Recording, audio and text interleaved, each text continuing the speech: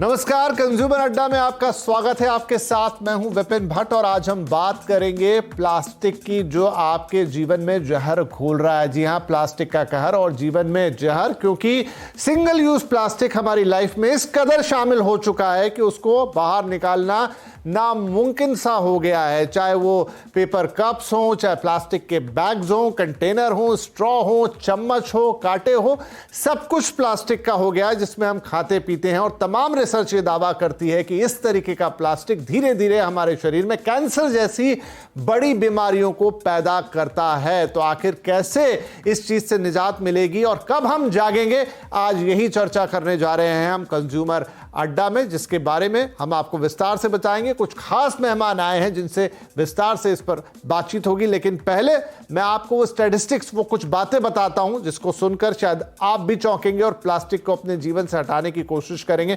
आइए एक नजर डालते हैं। प्लास्टिक आपकी लाइफ को किस तरीके से तबाह करने की कगार पर लेकर जाता है, खासतौर पर single use plastic. Single use plastic cancer के खतरे को बढ़ाता है। कहां से आ रही है बात? साउथ कैलिफोर्निया यूनिवर्सिटी ने काफी लंबा चौड़ा रिसर्च किया, उसमें यह पाया, बातें तो बहुत लंबे समय से हो रही थी, प्लास्टिक के बर्तन, फूड पैकेजिंग, इन तमाम चीजों में बहुत खतरनाक केमिकल्स पाए जाते हैं। इन केमिकल से कैंसर का खतरा 4 गुना तक ज्यादा बढ़ता है। प्लास्टिक की थैली में गर्म चीजें खाने पीने से कैंसर संभव है। हमारे देश में तो प्लास्टिक की थैली में चाय तक बेच दी जाती है। नॉन स्टिक पैन में चिकनाई के दाग जो मिलते हैं वो कई लोग घरों में इस्तेमाल करते हैं। इसे फॉरएवर केमिकल कहा जाता है। इससे कैंसर का खतरा होता है।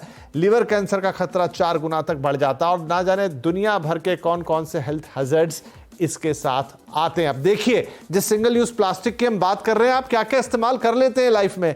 प्लेट, ग्लासेस, कप, प्लास्टिक के बने हुए चम्मच जिनसे हम गर्म खाना खाते हैं, फॉर्क यानी कांटे, स्ट्रॉ जो कि प्लास्टिक के होते हैं, कंटेनर जिसमें खाना आता है, थैलियां, कई बार उसमें गरम गरम खाना पैक करके दिया जाता है या खाना पैक करके अमूमन दिया जाता है। अब जरा देखिए कि प्लास्टिक हमारे जीवन में धीरे धीरे कैसे बढ़ता गया। 1990 में ये 1 मीट्रिक टन से भी कम था जो उत्पाद बनते थे, कंज्यूम हम करते थे। धीरे धीरे बढ़ते बढ़ते 2020 तक का आंकड़ा है करीब करीब 18.5 मीट्रिक टन, यानी 18 गुना हो चुका है ये हमारे जीवन में। इसका उपयोग, इसका इस्तेमाल, इतना कंजम्पशन बढ़ गया है, तो अपने साथ जाहिर सी बात है कि ये इतनी बड़ी मात्रा में बीमारियां, कैंसर, ये सब चीजें लेकर आएगा। तो आइए चर्चा की शुरुआत करते हैं। हमारे साथ कार्यक्रम में जुड़ रही हैं हेल्थ और पर्यावरण एंथुजियास्ट आईएएस सोनल गोयल, और साथ में है इंद्रप्रस्थ अपोलो हॉस्पिटल की ऑन्कोलॉजिस्ट डॉक्टर सरिता गुप्ता। आप दोनों का ही बहुत बहुत स्वागत है। डॉक्टर गुप्ता, हम आपसे शुरुआत करते हैं। जिस रिपोर्ट का मैंने जिक्र किया, आमतौर पे भी अक्सर ये कहा जाता है कि प्लास्टिक जो है वो आपके अंदर धीरे धीरे कई तरह की बीमारियां पैदा कर देता है। तो क्या आप ये बात तो मान ली जाए कि ये चीज अब मेडिकली भी प्रूवन है कि प्लास्टिक का इस्तेमाल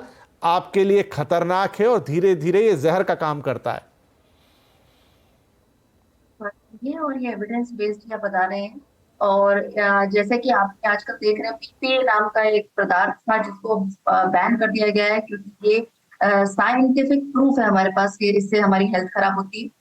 और इससे हमारी हेल्थ खराब होती है। पीपीए से इनफर्टिलिटी की बीमारी होती है, कैंसर होता है हमें, लिवर की के कैंसर हो सकता है हमें, और ये जाके हमारी बॉडी में कई वर्ष तक रहती है ये चीजें।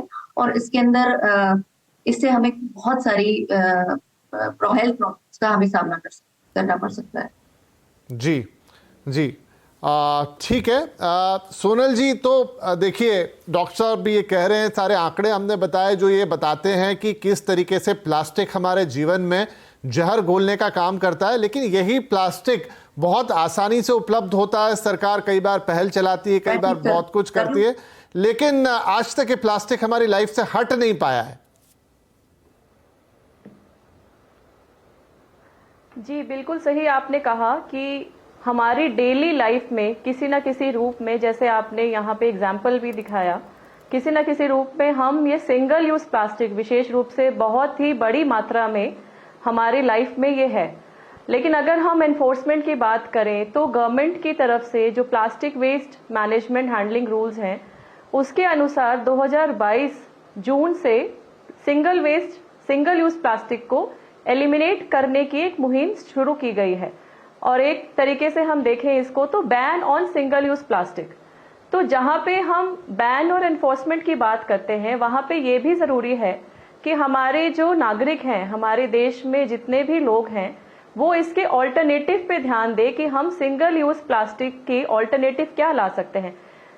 एक एग्जाम्पल के रूप में अगर हम बात करें कि एक सब्जी वाला जो कि थैली में डाल के सब्जियां देता है, तो एक गृहिणी जो उससे सब्जी लेने जा रही है, तो वो अगर उसको जूट बैग में लेने जाए या क्लॉथ के बैग में लेने जाए, जो कि हमने अपने बचपन में पहले देखा कि हमारे घरों में उसी को इस्तेमाल किया जाता था, लेकिन पिछले 10, 15, 20 सालों में प्लास्टिक क्योंकि एक कन्वीनियंस है, चीपर है, उसको अडॉप्ट किया गया। तो इसका ऑल्टरनेटिव क्या हो ये भी हम लोगों को सोचने की जरूरत है और उसके ऑल्टरनेटिव्स को हमारी डेली लाइफ में इनकॉर्पोरेट करने की भी बहुत ज्यादा आवश्यकता है।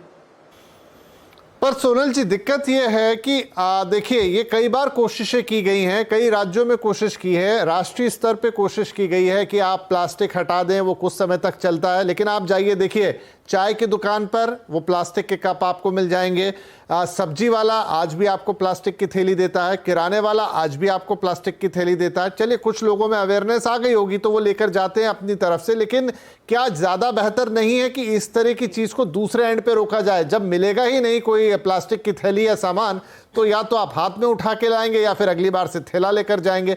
लेकिन अगर वो चोरी छुपे बार बार आएगा तो फिर कोई नहीं ले जाएगा। जी बिल्कुल, आपने ये बात ठीक कही कि कहीं ना कहीं इसकी अवेलेबिलिटी को ही खत्म करा देना। तो इसके लिए जो मैंने रूल्स की बात करी, जो 2022 में हमारे देश में, पूरे देश में लागू किया गया, उसके अंतर्गत बैन किया गया है। तो बैन देखिए, कोई भी चीज का जो बैन है वो दो तरीके से ही लागू हो सकता है। एक हो सकता है एनफोर्समेंट के माध्यम से, हमारी एनफोर्समेंट मशीनरी जो कि टॉप से बॉटम लेवल जो फील्ड में काम कर रही है वो इफेक्टिवली काम करे।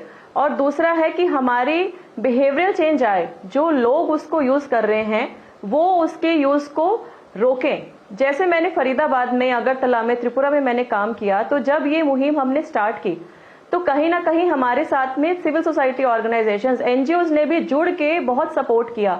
विशेष रूप से अगरतला में मैं बताना चाहूंगी कि वहां पे जूट बैग, वहां पे यूज ऑफ बैम्बू, प्लास्टिक की अगर हम बॉटल का अगर हम एग्जाम्पल लें तो त्रिपुरा में, अगर आप इसको इंटरनेट पे भी पढ़ सकते हैं कि त्रिपुरा बैम्बू मिशन के अंतर्गत अब एक बैम्बू बॉटल का निर्माण किया जा रहा है और लोग उसको डेली, धीरे धीरे अपने डेली लाइफ दिनचर्या में अडॉप्ट करने का प्रयास कर रहे हैं। ये बहुत गर्व की बात है त्रिपुरा राज्य के लिए कि ये जो बैम्बू बॉटल्स हैं, ये हमारी जो ट्रेनिंग अकेडमी है, Lal Bahadur Shastri national academy of administration, वहां पे भी ऑफिसर्स ट्रेनीज को दी जाती है, जो कि पहले जिनको प्लास्टिक की बॉटल दी जाती थी।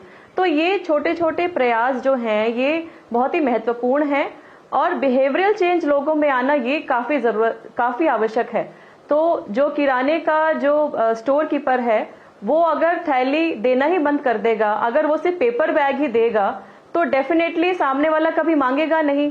अब हम देखते हैं दिल्ली में कई इलाकों में, कई मार्केट्स में हमें सिंगल यूज प्लास्टिक नहीं दिख रहा, लेकिन आज भी कई ऐसी जगहें हैं, कई ऐसे छोटे छोटे कस्बे हैं जहां पे ये इसका चलन अब भी है। तो एनफोर्समेंट जो है गवर्नमेंट मशीनरी की साइड से, और दूसरा behavioural change, adoption, acceptance from the public and other stakeholders, ये भी बहुत ज्यादा आवश्यक है। मैम, बात तो आप सही कह रही हैं कि वो एक्सेप्टेंस या अडॉप्शन आना चाहिए, लेकिन देखिए सिगरेट के पैकेट पे वार्निंग छपती है लेकिन हर साल उसकी बिक्री बढ़ती है, तो जब तक वो सुविधा मिलती रहेगी शायद वो चीज़ होती नहीं है, उसको दूसरे एंड पे ही टैकल करना पड़ता है। एनीवेज, मैं डॉक्टर